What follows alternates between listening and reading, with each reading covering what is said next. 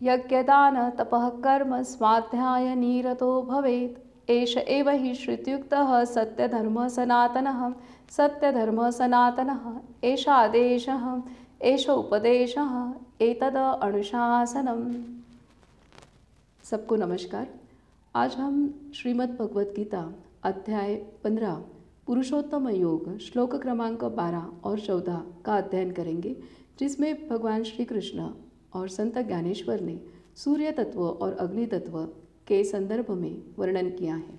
यदादित्यगतं तेजो जगत् भासयतेऽखिलं यच्चंद्रमसि यच्चाग्नौ तत्तेजो विद्धि मामकम्। अर्थात जो तेज सूर्य के जगह विद्यमान होकर संपूर्ण जगत को प्रकाशित करता है, जो तेज चंद्रमा एवं अग्नि में विद्यमान है, वह तेज मेरा ही है। संत ज्ञानेश्वर कहते हैं, तरी सूर्या सकट आघवी हे विश्व रचना जे दावी ते दीप्ती माझी जाणावी आद्यंती आहे। जल शोषुनी गेलिया सविता ओला अंश पुरवितसे जे मागवता ते चंद्री पंडुसुता ज्योत्स्ना माझी आणि दहन पाचन सिद्धी करीतसे जे निरवधी ते हुताशी तेजो वृद्धि माझीची का। अर्थात जो तेज, जो प्रकाश सूर्य सहित समस्त विश्व रचना को प्रकाशित करता है, वह प्रकाश मेरा ही है। इस विश्व रचना के पूर्व एवं पश्चात वह प्रकाश विद्यमान रहता है। वह प्रकाश आदि अनादि है। सूर्य की किरणें जल का शोषण करती है। सूर्यास्त के पश्चात सृष्टि में जो शीतलता उत्पन्न होती है, वह शीतलता प्रदान करने वाली चंद्रमा की रोशनी, चंद्रमा का तेज मेरा ही है। अग्नि में अमर्याद शक्ति होती है दहन एवं पाचन करने की। अग्नि में उपस्थित तेज मेरा ही है। अहम वैश्वानरो भूत्वा प्राणिनां देहमाश्रितः प्राणापान समायुक्त पचाम्यन्नं चतुर्विधम। अर्थात मैं प्राणियों के शरीर में जाठराग्नि के रूप में आश्रय करता हूँ। प्राण व अपान वायु के सहयोग से 4 प्रकार के अन्न का पाचन करता हूँ। इस प्रकार ये 2 श्लोक हमें स्पष्ट कर रहे हैं कि सूर्य तत्व, अग्नि तत्व ईश्वरीय शक्ति ने निर्माण किए हैं।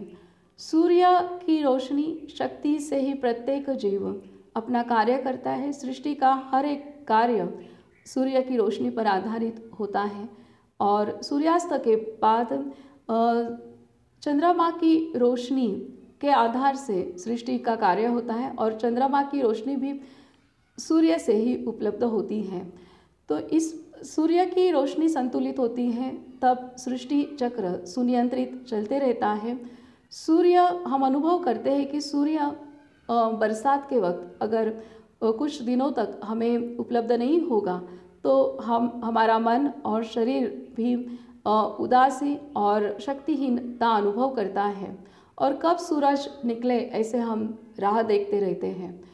वैसे ही धूप के वक्त हमें सूर्य की रोशनी से अधिक रोशनी हमें बर्दाश्त नहीं होती है। तो इस प्रकार से प्रत्येक जीव का जीवन सूर्य की रोशनी पर निर्भर होता है। सूर्य की रोशनी का प्रभाव प्रत्येक जीव पर होता है। उसी प्रकार से हमारे शरीर में अग्नि तत्व जाठराग्नि के रूप में विद्यमान होता है।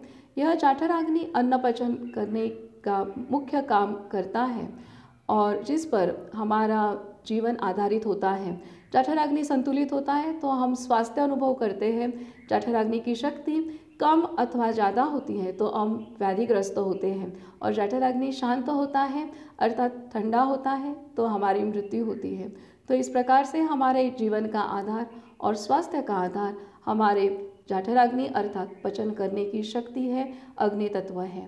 तो इस प्रकार से प्रत्येक जीव के जीवन के लिए, स्वास्थ्य के लिए सूर्य तत्व और अग्नि तत्व अत्यंत महत्वपूर्ण भूमिका निभाते हैं। अग्निहोत्र में हम सवेरे सूर्योदय के वक्त सूर्य को आहुति समर्पित करते हैं और शाम को अग्नि तत्व को आहुति समर्पित करते हैं, और दोनों समय हम ईश्वरीय शक्ति को आहुति समर्पित करते हैं। अध्याय 3 कर्मयोग में हमें भगवान श्री कृष्ण और संत ज्ञानेश्वर ने सिखाया है कि यज्ञाचरण करने से यह सृष्टि चक्र सुनियंत्रित रूप में चलते रहता है। आज हम यज्ञ ही नहीं कर रहे हैं तो उसका परिणाम हम अनुभव कर रहे हैं। दिन प्रतिदिन प्रदूषण बढ़ते ही चले जा रहे हैं और ग्लोबल वार्मिंग बढ़ते चले जा रहा है। परिणाम स्वरूप सारी ऋतुएं बदल चुकी हैं, अनियंत्रित हो गई हैं। तो आज सबसे ज़्यादा ज़रूरत है कि हम हर घर अग्निहोत्र करें और ये 5 तत्वों को संतुलन लाने के लिए मदद करें। और अग्निहोत्र जब हम घर में करते हैं तो उस वक्त जो गैसेस निकलती है, जो प्रकाश किरणें सृष्टि में प्रसारित होती हैं, जिसके कारण 5 तत्व, बाह्य वातावरण के 5 तत्व संतुलन होने के लिए मदद होती है। साथ ही साथ हमारे शरीर में विद्यमान अग्नि तत्व और 5 तत्व संतुलन होने के लिए भी मदद होती है। तो हमारा ये उत्तरदायित्व है कि हम फिर से पुनः यज्ञ संस्कृति हमारे जीवन में, हमारे घर में प्रस्थापित करें और यह सृष्टि तत्व, सृष्टि चक्र सुनियंत्रित करने में योगदान करें। और हमारी कृतज्ञता सूर्य तत्व, अग्नि तत्व और ये दोनों तत्व जिस ईश्वरीय शक्ति ने निर्माण किए हैं, उस ईश्वरीय शक्ति को हम कृतज्ञता व्यक्त करें। धन्यवाद।